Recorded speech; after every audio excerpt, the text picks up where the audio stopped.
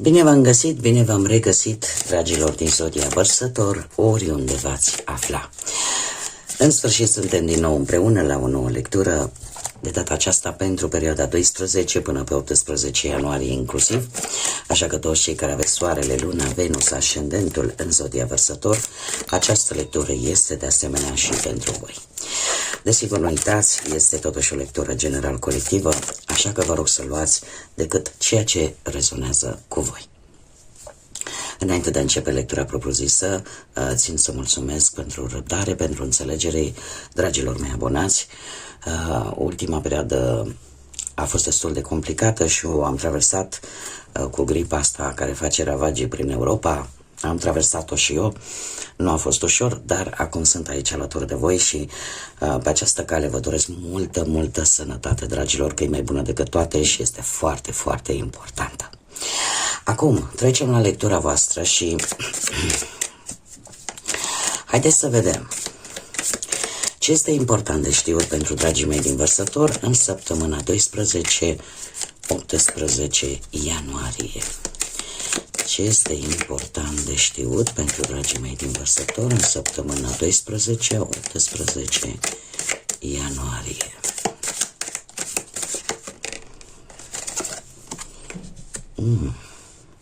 Ce frumos! Ce frumos! Și-l avem pe Saturn. Grație! Ia să vedem încă o carte, te rog. Spune că este o săptămână binecuvântată, sau cel puțin despre asta ne vorbește această primă carte. Încă o carte, te rog. Sunt multe. Ce este important de știut pentru dragii mei? Și avem cheia destinului, foarte interesant. Dragii mei, haideți să o luăm mai întâi. Avem numărul 49, avem numărul 13 și numărul 4 și desigur avem și numărul 1. Avem această binecuvântare de care veți avea parte în această săptămână, avându-l și pe Saturn. Trebuie să vă spun că sunteți anumite lecții pe care probabil că le-ați experimentat până în prezent. Se pare că a venit momentul în care să vă și ajute. Ceea ce voi ați învățat în viață până acum v-a făcut poate să fiți mai disciplinați, mai responsabili, mai ambițioși și poate unii dintre voi ați realizat ce temeri trebuie să vă învingeți, ce limite trebuie să vă puneți atât vouă cât și celorlalți, pentru că vorbim de niște limitări sănătoase. Și ca să mă explic mai bine, în momentul în care tu îți impui anumite limite vis-a-vis de obiceiuri nocive, vis-a-vis de anumite, să zic așa, gânduri negative, în momentul în care spui până aici, nu mai vreau să gândesc negativ, nu mai vreau să mă complac în situații negative, da? Este o limită pe care tu ți-o impui ție însăți și este o limită sănătoasă. Cum de asemenea putem vorbi și de alte limite atunci când le impui vis-a-vis de ceilalți, vis-a-vis de situații și de persoane din exterior, a nu mai permite să ți se facă rău și să spui până aici. Nu mai permit nimănui să mă rănească, nu mai permit unor situații să mă tragă în jos, da? Un alt tip de limite sănătoase. Bun. Acum, revenind la acest Saturn, sunt anumite lucruri care se pare că se vor termina. O așteptare care se poate termina. ceva care, în sfârșit, se termină după o perioadă lungă de timp. Avem cheia destinului care ne vorbește de pur și simplu ori o decizie importantă care te va ajuta să deschizi anumite secrete, să deslușești anumite lucruri, să redescoperi, poate să te redescoperi pe tine și potențialul pe care tu îl ai. Sunt șanse foarte bune de reușită pe plan profesional. Poate că acea avansare mult dorită de multă vreme, în sfârșit, sunt mari șanse să vină, dar această cheie a destinului îmi poate vorbi și fix de destin.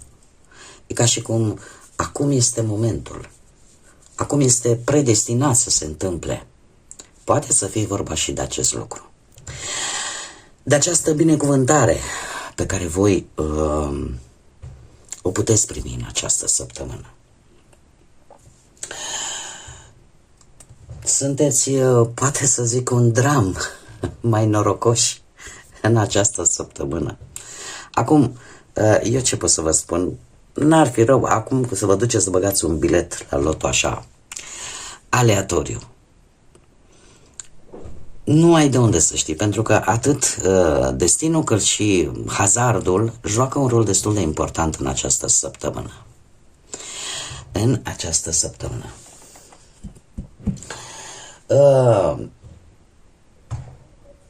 Poate că cei care ați traversat o perioadă conflictuală în relațiile voastre cu ceilalți sau în relațiile voastre sentimentale, veți găsi cheia, veți găsi soluția la aceste conflicte, în așa fel încât ele să se rezolve. Așa că, să știți, nu este o săptămână, eu spuneam, nu știu de ce, dar e o săptămână cu un miros foarte spiritual, cu o încărcătură foarte spirituală, așa. Haideți să vedem ce ne spune și tarotul. Ce vine pentru dragii mei din Vărsători în săptămâna 12-18 ianuarie 2026.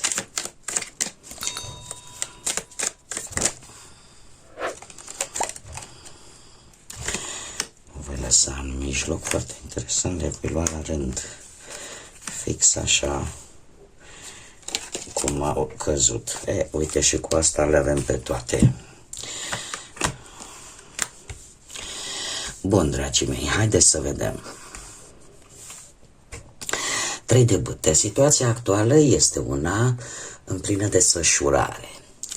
Orică vreți să obțineți ceva dintr-o călătorie, în urma unui studiu, în urma unui curs sau pur și simplu sunteți în faza în care vreți să dețineți controlul vis-a-vis de o anumită situație și depuneți un anumit efort pentru a îmbunătăți ceva, pentru a aduce îmbunătățiri unui anumit lucru sau unei anumite relații sau unei anumite situații. Aș spune că mulți dintre voi poate chiar veți fi sau sunteți deja în călătorii pe motive profesionale și alții aș putea să spun că cumva simțiți nevoia de schimbare, simțiți nevoia de a face ceva ca viața voastră să fie mult mai bună. Și nu numai pentru voi, cât și pentru alții. Trecutul recent avem luna. Luna care, eu aș spune că în mare parte, pentru cei care poate aveți o legătură cu zodia Pești, poate chiar și ca ascendent, luna îmi poate vorbi de situația în care de multe ori, intuitiv, ați ieșit din situații destul de complicate. Ce înseamnă asta? Intuiția este acel, nu știu cum să-i spun, acel simțământ, acea simțire, acea energie care la un moment dat se manifestă în interiorul nostru dar care nu are nicio legătură cu raționalul. Cu siguranță, mulți dintre voi ați avut momente de-a lungul vieții voastre în care în prezența unei anumite persoane sau fiind într-un anumit loc, parcă ceva din interiorul vostru vă spunea: trebuie să pleci de aici, nu te simți bine aici. Pleacă din acest loc, sau pur și simplu simțeați o stare de disconfort în prezența unei persoane anume sau într-un anumit loc și pur și simplu preferai să te îndepărtezi pentru că energia nu era tocmai favorabilă. Aceea este intuiția, care nu ține cont de rațional. Ea pur și simplu există în fiecare dintre noi. Nu există om să nu o aibă. Acum depinde de fiecare în parte cât de mult își dezvoltă această abilitate. Această abilitate pe care am putea o numi și acel simț al supraviețuirii. Da, atunci când simțim un anumit pericol, într-un mod cu totul și cu totul un pic mai diferit față de ce ne-ar transmite vizual, să zicem, să vedem o zonă de pericol, dar e ceva care ține mai foarte mult de energie. Acum, revenind la trecutul vostru recent, orică v-ați dezvoltat un pic această intuiție și v-ați folosit de ea în anumite momente cheie, în anumite momente în care lucrurile nu se vedeau foarte clar, în care parcă mergeai în ceață, parcă nu reușeai să iei un cap și să te duci în partea cealaltă, sau lucrurile stagnau foarte mult și lucrurile astea poate te ajuta să-ți dezvolți această intuiție. Cum de-al minteri, luna mai poate vorbi și de acele situații în care a trebuit să... că mi-a venit în cap un proverb de-al nostru. A trebuit să faci din puțin, să faci mult și să și dureze, ca să nu spun din, știți cum e cu proverbul ăla, să faci din ceva bici și să și pocnească. Dar lucrul ăsta te-a întărit. Lucrul ăsta te-a făcut să-ți dorești mai mult. Și poate că ți-a readus aminte că ai un anumit potențial pe care trebuie să-l folosești, sau că ai anumite abilități pe care ar trebui să le folosești. Dacă le-ai folosit decât în situații de criză, le poți folosi foarte bine și în situațiile cu care te poți confrunta în viața de zi cu zi. Acum, care este... de unde provine această situație actuală? Și avem un paș de bâte. Această situație actuală poate să provină de la o perioadă de schimbare în viața voastră, de la o descoperire poate importantă, de la o veste care a ajuns la voi și într-un fel sau altul parcă ți-a deschis ochii să știi exact cum trebuie să acționezi. Poate că vestea, descoperirea asta a venit și de la o energie, nu știu, poate să aibă o legătură cu zodiile de foc, berbegleu, săgetător, care a avut un anumit rol. Acum, este foarte important faptul că această săptămână pentru voi vine cu un final, cu finalul unei dureri, cu o renaștere. De asta v-am spus că are un accent foarte puternic la nivel spiritual. Pentru că aici, la nivel de interior, la nivel mental, voi în sfârșit veți finaliza ceva ce v-a durut, ceva ce v-a creat dezamăgiri, ceva ce v-a... e ca și cum ai zice, pun punctul și de la capăt. Nu mai există, mai mult de atât nu se poate. Mai mult de atât nu se poate. Poate că această veste te face să-ți deschizi ochii. Poate că această descoperire pe tine te ajută să ai mai multă energie și să spui m-am descurcat în situații mult mai complicate. Pot și acum. Iar lucrul ăsta se vede pentru că apare această energie a destinului, apare această energie a hazardului. E ca și cum în sfârșit ți se dă această binecuvântare de a încheia ceva care a fost dureros, care a fost în ceață, care a fost neclar în viața voastră. Este o săptămână, aș putea să zic, de transformare, dar fiindcă avem și acest 10 de spade, aș spune că toate acele momente dureroase, toate acele momente de decepție, ai puterea să treci peste ele. De ce? Pentru că toată această schimbare dramatică, de fapt, este ultima picătură. Pentru că pe o perioadă lungă de timp, mai ales că l-avem pe Saturn, care este o planetă foarte, foarte lentă, nu vei mai avea parte multă vreme de toate aceste dureri. Dar cel mai important este că vei ști cum să manevrezi situațiile în așa fel încât să nu mai permiți aceste lucruri dureroase pentru tine.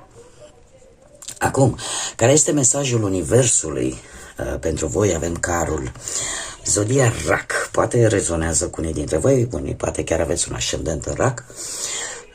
Mesajul Universului spune în felul următor, că ar trebui să lăsați această dinamică, această hotărâre, această forță pe care o veți simți în această săptămână să vă ghideze, pentru că există o hotărâre foarte mare vis-a-vis de, nu știu, de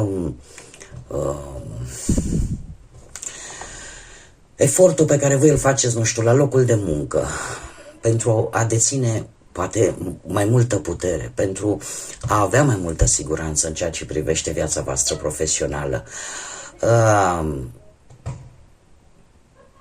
E posibil, într-adevăr, ca anumite persoane să se opună, ca să zicem așa, pe la locul de muncă, dacă tu ai vreo idee, să se opună ideilor voastre, poate nu neapărat voit. Voi o să-l percepeți, posibil o să-l percepeți ca pe un inamic. Dar trebuie să analizați totuși lucrurile, pentru că nimic nu este întâmplător. Nimic nu este întâmplător. Este foarte bine că sunteți hotărâți, este foarte bine că știți ce vreți de la viață și că de acum e ca și cum mai zice, vreau să fac asta și numai de asta am să mă ocup, nu o să mai dau un pas înapoi. Este foarte bine, dar cu măsură. Mesajul Universului vine și spune cu măsură.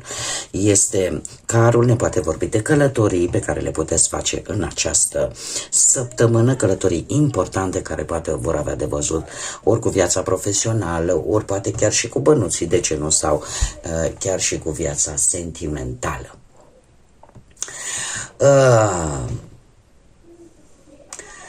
E posibil ca anumite sume de bani să se întoarcă la voi. Nu știu, ori vechi datorii, anumite sume de bani, poate chiar, să zicem, un pic uitate, să se întoarcă la voi. Cum, de asemenea,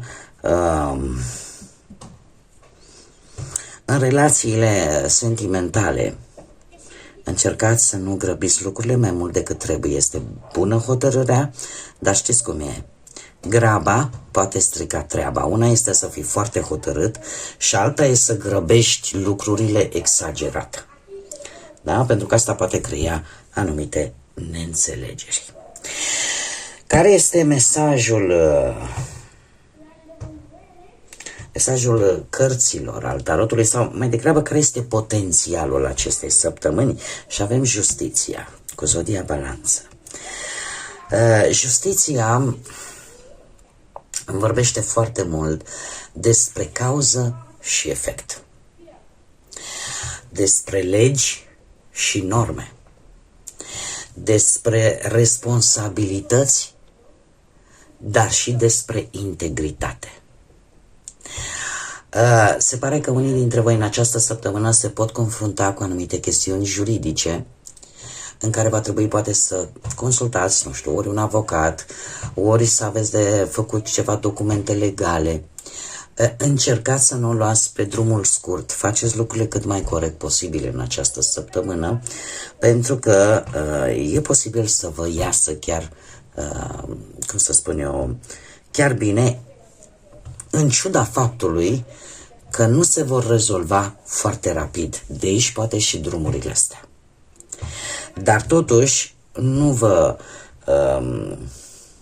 vă pierdeți integritatea și încercați să faceți lucrurile într-o manieră cât mai corectă, cât mai dreaptă, pentru că ceea ce voi veți face în această săptămână poate să fie de bun augur sau nu pe viitor. Inclusiv această carte cu Zodia Balanță îmi spune că lucrurile totuși au nevoie de timp. Da? Au nevoie de timp și trebuie să le luăm așa cum vin, să nu le grăbim, să mergem așa pas cu pas. E posibil, așa cum bine am văzut, să unii dintre voi să fiți dezamăgiți, în special cei singurei, să fiți dezamăgiți de anumite persoane într-un interval foarte scurt de timp. Cu anumite persoane care v-au promis atât de mult, dar care, din păcate, se pare că nu se vor ține de cuvânt. Dar, ca să zic, cum am mai spus, este ultima picătură care umple acest pahar, pentru că energia voastră este una în creștere, o energie a schimbării, o energie a acțiunii. Haideți să vedem care este mesajul angelical pentru voi, dragilor din Vărsător, în această săptămână, și îl avem pe Hakamiah, care ne spune scoateți curajul în față, da? Ai sub control, chiar dacă tu nu crezi acest lucru. Poți controla anumite lucruri, chiar dacă tu în mintea ta poate consider că nu o poți să faci. Este de fapt o readucere a minte, exact cum v-am mai spus încă de la începutul lecturii. Aveți potențial, aveți cu ce. Aveți cu ce. Scoateți acel curaj din interior, nu mai lăsați ca teama să vă conducă. Se spune că cel care profită cel mai mult și cel mai mult de teama oamenilor, de frica lor, este la cucornițe. El profită foarte mult în urma fricilor noastre, în urma temerilor noastre. Pentru că teama și frica, de fapt, sunt momente de slăbiciune a oamenilor. O slăbiciune spirituală. Niciodată nu o să putem să gândim foarte clar într-o situație de teamă sau de frică. Cele mai bune decizii, cele mai bune alegeri le facem în momente poate de calmitate, în momente în care analizăm foarte bine lucrurile sau în care simțim cu adevărat anumite sentimente care ne fac să luăm anumite decizii corecte. Așa că scoteți acel curaj din interiorul vostru, pentru că îl dețineți și în felul acesta chiar puteți să controlați anumite situații, chiar dacă voi nu credeți acest lucru.